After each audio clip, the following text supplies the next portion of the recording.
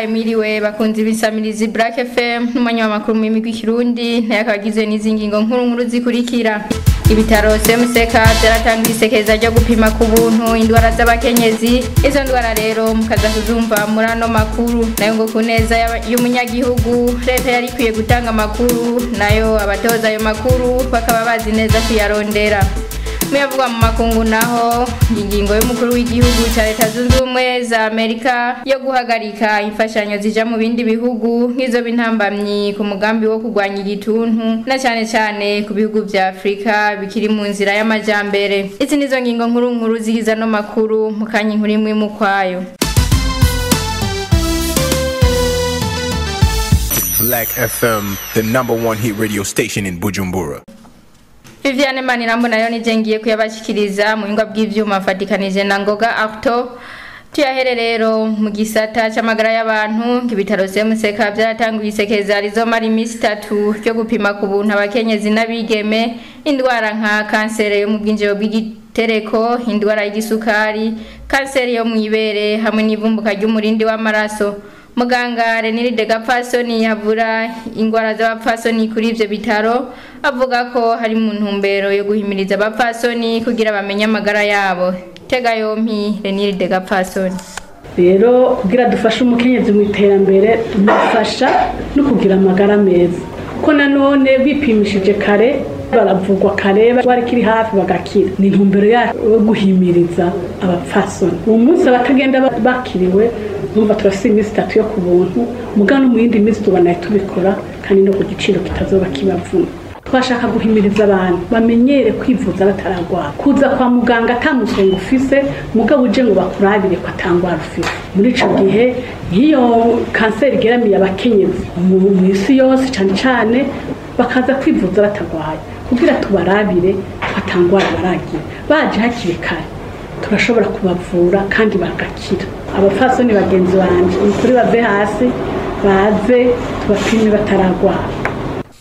Ngo kuneza y'umunyagihugu leta yari ikwiye gutanga amakuru, nayo worondera ayo makuru akaba azi neza kuyarondera. Ivyo bivugwa na Esperance Ndayizeye harongo igwego rw'igihugu rujeje gucungera ingene ibinyamakuru bikora CNC mu nama n'abarongo ya maradiyo n'ibimenyesha makuru yabaye kuri uyu wa gatanu ntwarante 2025. Esperance Ndayizeye rero hasaba abarongo ibimenyesha makuru kurondera abantu bamenyereye umwuga bazi kandi ingene bifata imbere y'indongozi. Tega amatwi Esperance Ndayizeye. Tugasaba abamenyesha makuru yuko bogerageza bagakura aho bakorera. Nukuvuga ko iyo bashaka makuru ku bantu bamenye ingene bayarondera, bamenye inyifato bagira, bamenye ko bategereza kugenda bifashe neza kandi bakagenda ico bagiye gukora ko bacize ko cyane, kandi bakamenya ingene babaza ibibazo kandi bubashe nabo bariko barondera ko amakuru kandi bukerekana yuko bakwiye kwizegwa. Ikindi turasaba abarongo bimenyesha makuru yuko iyo bari barashinga ibikorwa abamenyesha makuru boraba nk'abaza kurondera indongozi nkuru z'igihugu bakarungika abantu bamenyereye umwuga kugira ngo bamenye ukuntu bavugisha ingene babaza ibibazo n'ingene baza kwifata imbere yabo, kandi abagenda nabo kurondera amakuru bakagenda bambaye neza bikwije. Esperance Ndayizeye rero yongera agasaba abamenyesha makuru kwama bagenda batwaye ikarata ya CNC igihe cyose bagiye kurondera inkuru, kuko ngo hari nk'ikarata karanga muntu y'umumenyesha makuru. Sura kandi mutege yompi Esperance Ndayizeye. Ni karata kumenyesha makuru isanzwe itegekanijwe n'itegeko rigenga umugabo kumenyesha makuru. Novuga ni karanga muntu y'umumenyesha makuru iyo irategerezwa ugiye kurondera amakuru aho ugiye hose kugira ngo woroherwe genda yitwaje iyo karata. Iyo karata no kugira uyironke hariho ibisabwa. Kubijanye n'umumenyesha makuru birasabwa ko umumenyesha makuru aba ari umuntu yize ivyo kumenyesha makuru, afise impamya ubushobozi. Iyo bishitse akaba atize ivyo kumenyesha makuru baramusaba yuko itegeko rimusaba ko yoba amazi imyaka 2 akora mu kimenyesha makuru kizwi. Ivyo rero biramufasha rero iyo rero muzanye amadose nkayo nga muri CNC ikarata baca bayironka uko nyene nta kibazo na kimwe bitera.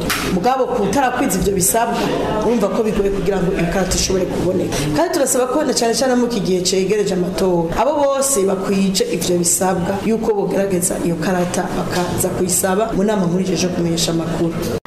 Nayo mu gisata c'ibidukikije nk'ivyuka bibi abantu barekurira mu kirere n'ingene inyubako mu gisagara zitunganijwe ni bimwe mu bituma habihindagurika ry'ibihe. Ivyo bivugwa na Julie Barinzigo arongo yishira hamwe rikorera mu gisata c'ibidukikije Eco Climate Vision Change Burundi. Eco Climate Vision Change Burundi. Ivyo rero abishikirije mu gihe ubushuhe bubandanya bwiyongera ku isi. Tega yompi Julie Barinzigo. Ikintu ca mbere ni bita mu gifaransa emission y'aya ma effet de gaz. Ibi uko turekura ivyuka turi ahantu ivyo bintu bigaca bija mu kirere ntibisiga bidakomerekeje iyi nzu tubayemwo, kuko tubayemwo mu bisanzwe ngaha mu kirere hariko haca ibintu vyinshi. Nk'ubu turiko turaganira hari amajwi ariko araca ngaha ntuyabona, je sindayabona. Hari ibindi bintu by'ubugesera biko bica ngaha hejuru twe tutabona.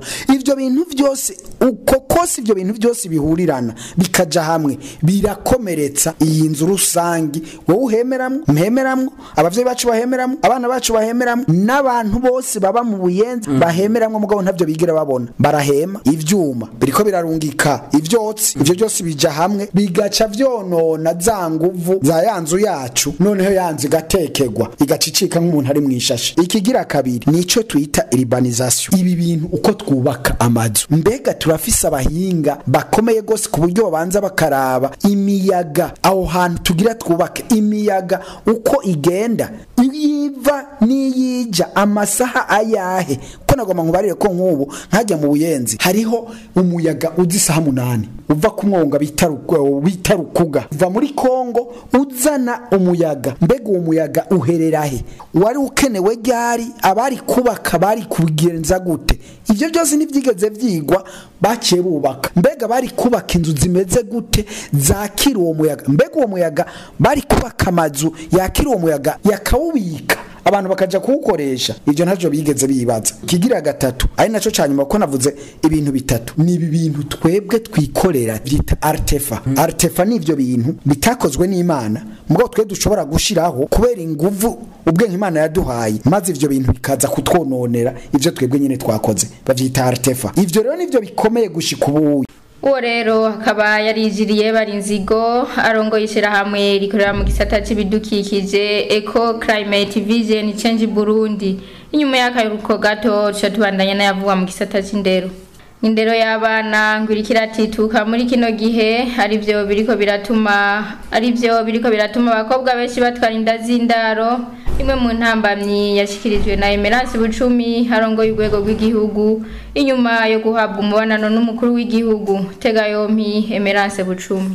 Ariko naho birunga ihuriro ry'abakenyezi rirabona ko hari intambamyi zitari zike, aho tubona ko indero y'abana muri kino gihe iri kiratituka bivanye nuko abavyeyi cyane cyane abamama umenga nta mwanya bagifise wo kwitwararika indero y'abana, cyane cyane ya ndero yo kuziko, aho umwana w'umwigeme yategezwa kwama ari karahanurwa n'umuvyeyi wiwe mama wiwe, ari byo bica bigaruka bigakwega inda z'ishushu. Ubu turabona bigeme benshi batwara inda z'ishushu, mbere hagira kuzibaruka gacu usanga ntibariko baravuga nabanye nizo ndabazi bavuga base babo bana bavutse, gutyo gasanga hari abana benshi bandiswe bakandikwa ngo base ntibazwi. Hanyuma rero gaca haba rero n'abana benshi bo mwibarabara. Njyane ziba mu ngo ziratuma abana benshi baba mwibarabara. Abana benshi rero bagiye mwibarabara burya n'ingaruka mbi ku mutekano w'imiryango no ku mutekano w'igihugu. Mu ngorane zindi twabonye hari ingorane zijanye nuko umukenyezi adatorana. Ikibazo twagiciye hirya no hino, turaca hirya no hino turabona ingorane izina ziriya umukenyezi ahura nazo, ari naho handutse rero nyine icyubahiro umukuru w'igihugu cacu c'u Burundi aduha impanuro zijanye n'ivyo vyose dondaguye. Mu mpanuro yaturonkeje yatubwiye cyane mu nyigisho dutanga hari ugushimikira cyane cyane gukomeza ingo zibane neza, ingo zikomere, hanyuma garukire cyane dushimikire cyane ku ndero y'abana. Abana bagira ico bubaha, abana bijukire nabo ibikorwa, abana bijukire amashure, bareke bishinga bigezweho bibasamarika, ariko nyabona babandanye bashimikira ku bikorwa by'iterambere. Mugisata c'indero nyene ngururimi rw'Igidagi ruratanga amahirwe kugwaruka mu kuronswa akazi mu gihugu c'Ubudagi biciye mu kumenya urwo rurimi. Ivyo bivugwa na Aloise Misago haserukira imbere y'amategeko ikigo cigisha ururimi rw'Ikidagi hano mu Burundi kuri wa gatanu ntwarante mu bikorwa byo kurabira hamwe uko abantu boshobora koroswa akazi mu gihugu c'Ubudagi no gutanga indangabumenyi ku banyeshure bakurikiranye inyigisho z'ikidagi. Inkuru dukesha mugenzanje Nobere na hayo. Ubwo rurimi rero ngo rwaje gufasha mu guha amahirwe ugwaruka mu kuronka akazi mu gihugu c'Ubudagi. Ngo Ubudagi rero burorohereza ibihugu vyinshi mu kuja gukorera ubuzi na cane kuba wese afise ubumenyi mu gisata runaka nko mu bijanye n'ubuhinga ndetse n'ibindi bisata bikoresha ubuhinga bwa none. Ivyo rero ngo kugira ubishikeko bisaba ko ubuzi ururimi rw'ikidagi. Mu ijambo giwe userukira imbere y'amategeko ishure ryigisha ururimi rw'ikidagi Aloise Misago yarasiguye uburusho buri mu kumenya ururimi rw'ikidagi mu bijanye no kuronka akazi no mu bidandazwa. Ngo kumenya rero urwo rurimi ngo ni gukura inzitizi zose zishobora gutuma uronka akazi. Nayo umuserukizi w'igihugu c'Ubudagi mu Burundi yemeza ko mu gihugu cabo ko borohereza gukorerayo ariko bigasaba ko uba wumva urwo rurimi hamwe no kugira ubumenyi buhagije. Mumenya ko muri iryo huriro ryateguwe rigiye kumara imisi 2 ryatanguye kwigenekerezo rya gatanu ntwarane iza kushika kuri uwo wa gatandatu ntwarane gitabiriwe n'abatari bake harimwo umuserukizi w'igihugu c'Ubudagi mu Burundi, umunyamabanga ntayegarizwa mu bushikiranganje bw'imigenderanire n'ayandi makungu, abarimu batandukanye bigisha muri kaminuza y'u Burundi n'abasanzwe bigisha urwo rurimi nyene rw'ikidagi ndetse n'abanyeshure. Muyavuga mu makungu naho ngingo mukuru w'igihugu ca Leta Zunze Ubumwe za Amerika yafashe yo guhagarika imfashanyo ija mu bindi bihugu nigiye kuba intambamyi ku migambi yakozwe yo kurwanya gukwiragira kw'indwara y'igituntu mu bihugu bikiri mu nzira y'amajambere. Ivyo rero vyemezwa n'ishirahamwe ry'amagara y'abantu kw'isi OMS. Iyi nkuru tukaba twayiteguriwe na Emmanuel Niyonkuru. Nuko tubisanga ku rubuga rw'iradiyo y'Abafaransa RFI ngo ingingo y'umukuru w'igihugu ca Leta Zunze Ubumwe za Amerika Donald Trump yo guhagarika imfashanyo genewe ibihugu bikiri mu nzira y'amajambere ngo izogira intambamyi mu kurwanya kwiragira y'igituntu kuri ivyo bihugu bikiri mu nzira y'amajambere. Mu itangazo ryasohowe n'ishirahamwe mpuzamakungu gitaho amagara y'abantu ku isi OMS ngo iyo ngingo izotuma amamiliyoni y'abantu baba mu bihugu bikenye bandura iyo ndwara y'igituntu.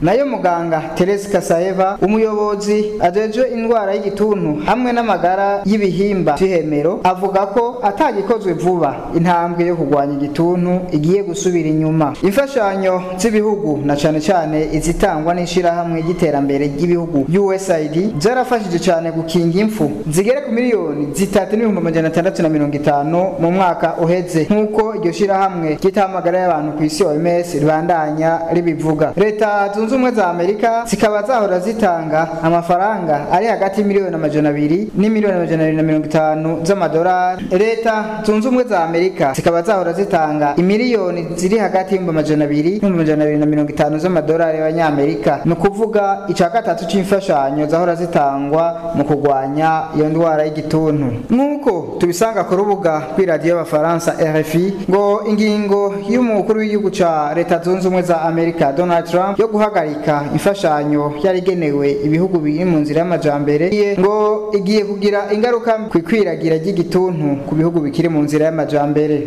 Mu itangazo ryasohowe n'ishirahamwe mpuzamakungu ry'amagara y'abantu OMS ngo iyo ngingo izotuma amamiliyoni y'abantu baba mu bihugu bikenye bandura iyo ndwara y'igituntu. Nayo muganga Teresa Kasayeva umuyobozi ajejwe indwara y'igituntu hamwe n'amagara yo mu bihimba vy'ihemero mu ishirahamwe mpuzamakungu OMS yavuze ko atagikozwe vuba intambwe yo kurwanya igituntu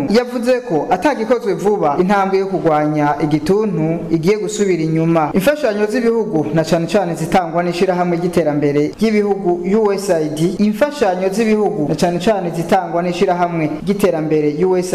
zarafashije cane mu gukinga impfu zigera ku miliyoni 3,650 mu mwaka uheze nkuko iryo shirahamwe OMS ribandanya ribivuga. Leta Zunze Ubumwe za Amerika zikaba zahora zitanga amamiliyoni y'ababa 200 ari hagati y'200 n'250 buri mwaka. No kuvuga ica gatatu c'imfashanyo zahora zitangwa mu mugambi wo kurwanya indwara y'igituntu. Ino ngaha rero dushiye turangiriza amakuru twari twabateguriye ariko kuba bayafatiye hagati mu nkundenda bibutse ingingo nkuru zari ziyagize. Ngibitaro CMSK byatangiye isekeza ryo gupima ku buntu indwara z'abakenyezi. Izo ndwara akabari kanseri yo mu bwinjiro bw'igitereko, igisukari, kanseri yo mwibere hamwe n'ivumbuka ry'umurindi w'amaraso rikaba izomara iminsi 3. Nayo ngo kuneza y'umunyagihugu leta yari ikwiye gutanga amakuru maze n'abatoza ayo makuru bakaba arabazi kuyarondera. Mevuga mu makungu naho twabwiye ko ingingo y'umukuru w'igihugu cya Leta Zunze Ubumwe za Amerika Donald Trump yafashe yo guhagarika imfashanyo zija mu bindi bihugu izo bintambamye ku mugambi wo kurwanya igituntu na cyane mu bihugu bikiri ku bihugu bikiri mu nzira y'amajambere. Ndabashimire cyane rero mwebwe mwese marimo yateza abiri. Shimire ngo Galta yari karafasha mu hinga bw'ivyuma.